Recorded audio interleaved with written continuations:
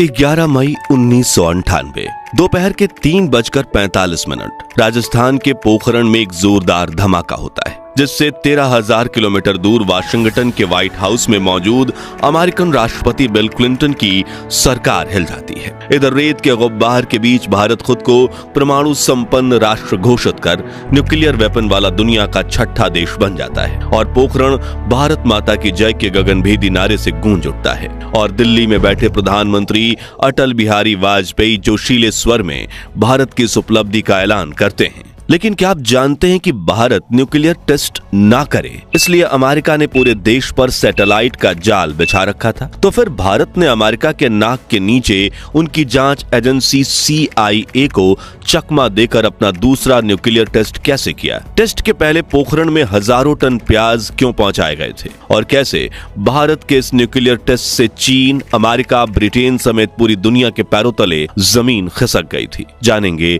भारत को परमाणु संपन्न राष्ट्र बनाने वाले ऑपरेशन शक्ति की सचमुच रोंगटे खड़ी कर देने वाली कहानी को। साथियों, 18 मई 1974 के दिन अपने पहले न्यूक्लियर फ्यूजन टेस्ट में सिर्फ एक डिवाइस को टेस्ट किया गया था, लेकिन इसे बम बनाना अभी बाकी था। उस दौर में तो अमेरिका ने भारत पर अनगिनत प्रतिबंध लगा दिए, लेकिन उसके बाद 1998 में आई जनता दल की सरकार के सामने वैज्ञानिक लगातार रिक्वेस्ट करते रहे, हमें एक बार और टेस्ट करने दीजिए, लेकिन सत्ता में आए किसी भी प्रधानमंत्री ने दुनिया के डर से इस प्रोजेक्ट को हरी झंडी नहीं दिखाई। फिर 1995 में प्रधानमंत्री बने PV नरसिम्हा राव, जिन्होंने एक बार फिर पोखरण में जोरों शोरों से न्यूक्लियर टेस्ट की तैयारी करवाई, लेकिन उनसे भूल हो कि मिशन की गोपनीयता पर ज्यादा ध्यान नहीं दिया। उधर अमेरिका की इंटेलिजेंस एजेंसी CIA ने पोखरण फील्ड रेंज पर अपनी सैटेलाइट्स तैनात कर रखी थीं, जिन्हें इस मिशन के बारे में पता चल गया और अमेरिकन राष्ट्रपति बिल क्लिंटन ने एक बार फिर भारत पर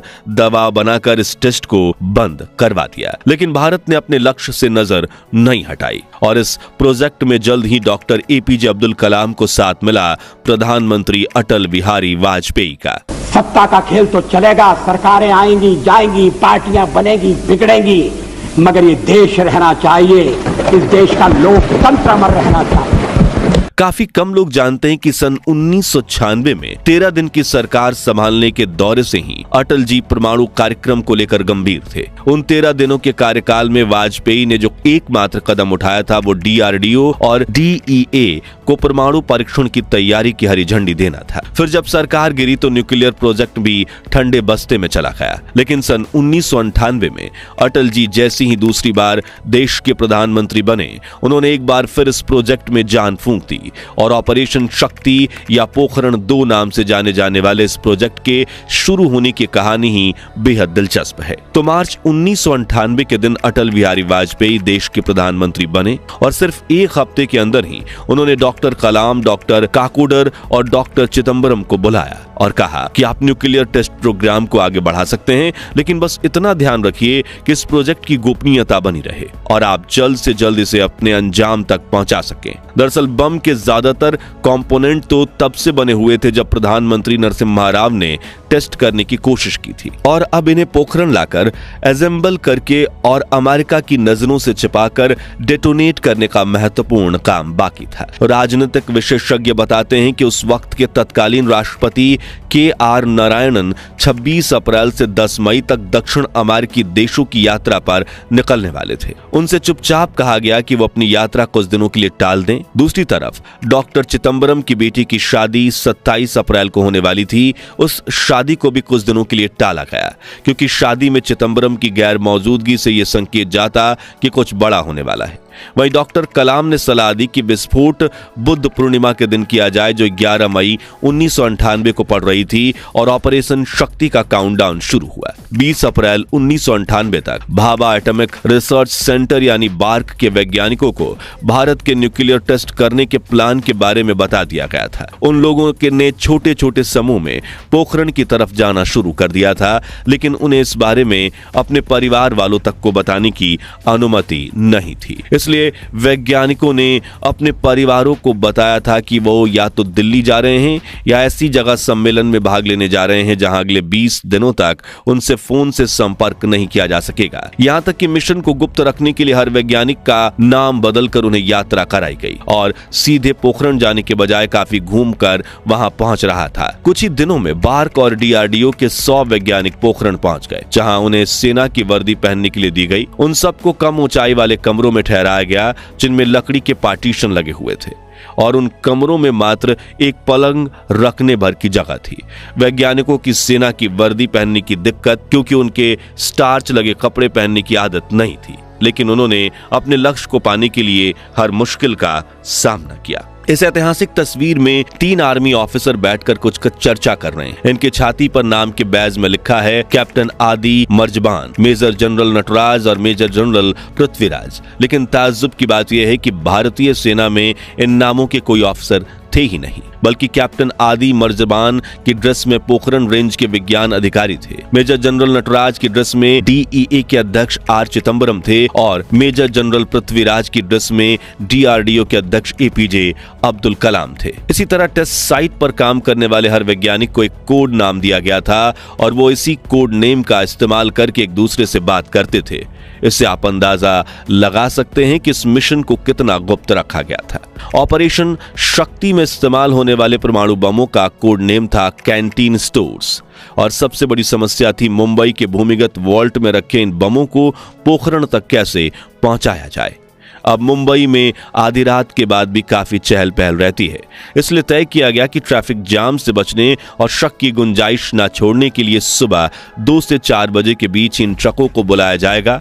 वरिष्ठ पत्रकार राज चिंगप्पा बताते हैं, 1 मई की सुबह तड़के 4 बजे ट्रक चुपचाप बार्क संयंत्र पहुंच गए। हर ट्रक पर 5 सशस्त्र सैनिक सवार थे। ट्रकों पर आर्म्ड प्लेट लगी हुई थी ताकि उस पर किसी तरह का बम हमला न किया जा सके। 2 काले क्रेटो को दूसरे उपकरणों के साथ तुरंत एक ट्रक पर लाद दिया गया। तभी डीआरडीओ टीम के वरिष्ठ सदस्य उमंग कपूर के मुंह से निकला, history is now on the move. ये चारों ट्रक तेज रफ्तार से मुंबई हवाई अड्डे की तरफ बढ़े, जो वहां से 30 मिनट की दूरी पर था। बार्क के सुरक्षा कर्मियों से लेकर मुंबई की जनता तक किसी को इस बात का अंदाजा नहीं था कि उन ट्रक्स में जो कुछ रखा है वो पूरे मुंबई शहर को मिनटों में तबाह कर सकता था। बल्कि वो बक्से तो दिखने में सेब के बक्सों जैसे ही थे, जिनमें से 5 से 10 किलोग्राम वजनी प्लूटोनियम के गोले रखे हुए थे। इस काफिले को कोई एक्स्ट्रा सिक्योरिटी भी नहीं दी गई थी। उधर एयरपोर्ट पर बिना उद्देश्य बताए पहले से ही सारे जरूरी क्लियरेंस ले लिए गए थे, इसलिए ट्रकों को सीधे हवाई पट्टी पर ले जाया गया और उन बक्सों को AN-32 ट्रांसपोर्ट प्लेन में लोड कर दिया गया। प्लेन ने उड़ान भरी और 2 घंटे में जोधपुर पहुंच गया।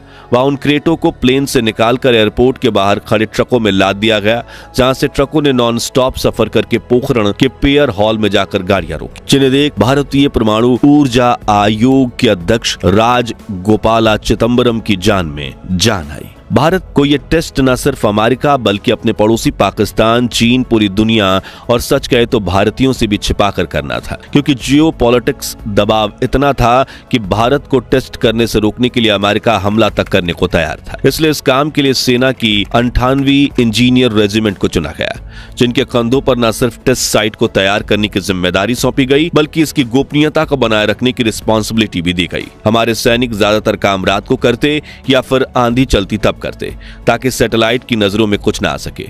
मशीनों के इस्तेमाल से शाफ्ट खोदने का काम रात को किया गया। पोखरण की हवाएं तो वैज्ञानिकों का साथ दे रही थी, यहाँ की मिट्टी ने भी उनका भरपूर साथ दिया। वैज्ञानिक तारों को यहाँ के बालू मिट्टी के नीचे छिपा देते ताकि सैटेलाइट की आंखें खुली होने के बावजूद उसे कुछ न दिख पाए। अब सेना के साथ तकरीबन 100 वैज्ञानिक काम कर रहे थे, तो इलाके में हलचल होना स्वाभाविक था। इससे अमेरिका को शक न हो, इसलिए हमारे जवानों ने वहां एक स्टेडियम तैयार किया और इंडियन आर्मी का क्रिकेट टूर्नामेंट शुरू कर दिया, जिससे वहां हर रोज अलग अलग टीम आकर क्रिकेट खेलने लगी। यहाँ एक दिलचस्प बात यह है कि जब आधे जवान क्रिकेट खेलते तो बाकी जवान चुपके से बम बनाने का काम करते। इसी ऑपरेशन में कई दिक्कतें आईं, लेकिन सेना के जवान और वैज्ञानिकों ने हर परेशानी का सामना किया। मगर अब सबसे बड़ी दिक्कत थी ब्लास्ट होने के बाद होने वाला नुकसान। वैज्ञानिक इस सोच में थे कि इस बम से निकलने वाले रेडियो एक्टिव विकिरणों का क्या होगा, यानी ब्लास्ट से निकलने वाले अल्फा, बीटा और गामा रेज, जिनमें से गामा किरणें दवाएं सबसे खतरनाक होती हैं। ये शरीर के अंदर जाकर किसी को भी अपाहिज बनाने की ताकत रखती हैं। वैज्ञानिकों को यह डर था कि अगर हवा के साथ ये विकिरण ने पोखरण की फिजाओं में अपना फैलाव बनाया तो बहुत बड़ा नुकसान हो जाएगा।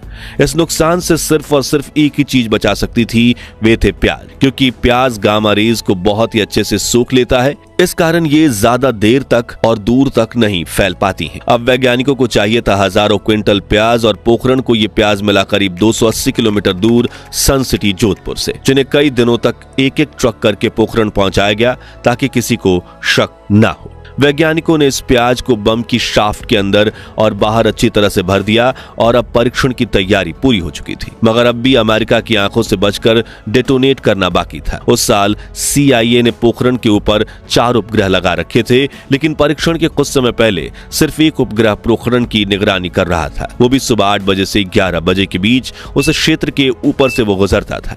इसलिए वैज्ञानिकों ने 11 बजे तक कोई मूवमेंट नहीं करनी थी। ऐसे में उन्होंने 11 मई के दिन दोपहर 3:45 पर न्यूक्लियर ब्लास्ट करने का निर्णय लिया।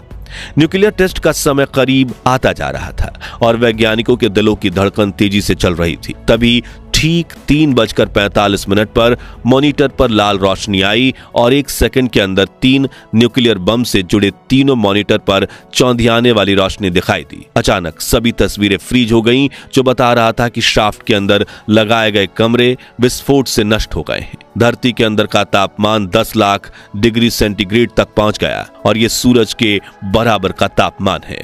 ब्लास्ट से करीब 1000 टन की चट्टान या छोटी पहाड़ी तुरंत भाप बन गई और चट्टान के नीचे धंसने के साथ ही उतनी ही चट्टान और पिघल गई। वो फौरन ठंडी हो गई और उसने रेडियो एक्टिव को रोक दिया। ताजमहल शाफ्ट में विस्फोट ने हॉकी के मैदान के बराबर बालू को हवा में उठा दिया। उस समय हेलीकॉप्टर से उड़ रहे DRDO के कर्नल उमंग कपूर ने भी धूल के सैलाब को उठते हुए देखा। दूर कंट्रोल रूम में बैठे वैज्ञानिकों ने महसूस किया कि उनके पैरों के नीचे धरती बुरी तरह से हिल रही है और वहां देश भर के मौजूद दर्जनों सिस्मोग्राफ की सुइयां बुरी तरह से हिली। वैज्ञानिक अपने बंकरों से निकलकर बाहर की तरफ दौड़े ताकि वो रेत की दीवार उठने और गिरने को ना भुलाए जाने वाले दृश्य से अपनी आंखों में देख सके। उन्होंने एक दूसरे को गले लगाया। चिदंबरम ने 1974 जितना ही रोमांच महसूस किया। काकोडर हमेशा की तरह शांत थे और उन्होंने कहा, हमने अपना काम कर दिया। फिर धीरे से बोले, सफलतापूर्वक। वहीं दूर आर्मी कैंपस में मौजूद सैकड़ों सैनिक ने रेत का गुब्बार उठते ही नारा लगाया,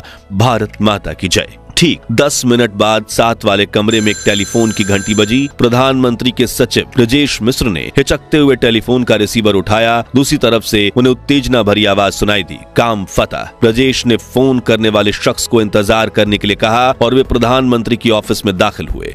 उस वक्त उस कमरे में मौजूद बाकी 5 लोगों, प्रधानमंत्री अटल बिहारी, गृह मंत्री लाल कृष्ण आडवाणी, रक्षा मंत्री जॉर्ज फर्नांडिस, वित्त मंत्री यशवंत सिन्हा और योजना आयोग के उपाध्यक्ष जसवंत सिंह ने ब्रजेश के चेहरे के भाव पढ़ लिए। फिर उनके लिए अपनी भावनाएं काबू में रखना मुश्किल हो गया। आडवाणी जी की आंखों में खुशी के आंसू आ गए और वाजपेयी ने फोन रिसीव कर भावुक आवाज में दोनों वैज्ञानिकों को बधाई दी, जिसके बूते ये काम मुमकिन हो पाया। पहले थे R चिदंबरम और दूसरे थे डॉक्टर APJ अब्दुल कलाम। कुछ देर बाद प्रधानमंत्री अटल बिहारी वाजपेयी जी ने एक प्रेस कॉन्फ्रेंस बुलाई और दुनिया के सामने ऐलान कर दिया कि भारत एक परमाणु संपन्न राष्ट्र बन चुका है। Today, at 15:45 hours, India conducted 3 underground nuclear tests in the Pokhran range.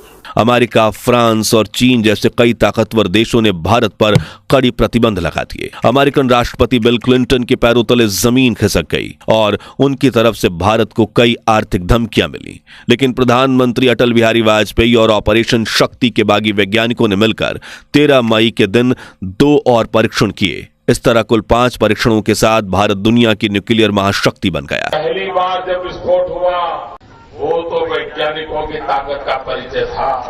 5 बजे के बाद सारी दुनिया ने हिंदुस्तान पर आर्थिक प्रतिबंध लगा दिए, भारत को कटघरे में डाल दिया। आर्थिक संकट की नौबत आ गई, विश्व से हिंदुस्तान कट गया। कोई ढीला ढाला अगर नेता होता उसी दिन डर जाता। लेकिन वाजपेयी जी ने क्या किया, 2 दिन के बाद फिर पोखरण में धमाका किया और दुनिया को दिखा दिया हम दबने वाले नहीं, हम झुकने वाले। तो दोस्तों, अगर आप भी भारत को परमाणु संपन्न राष्ट्र बनाने वाले वैज्ञानिक पूर्व प्रधानमंत्री अटल बिहारी वाजपेयी, आर चिदम्बरम और डॉक्टर एपीजे अब्दुल कलाम और हमारे देश पर गर्व करते हैं तो कमेंट बॉक्स में जय हिंद जय भारत जरूर लिखिए।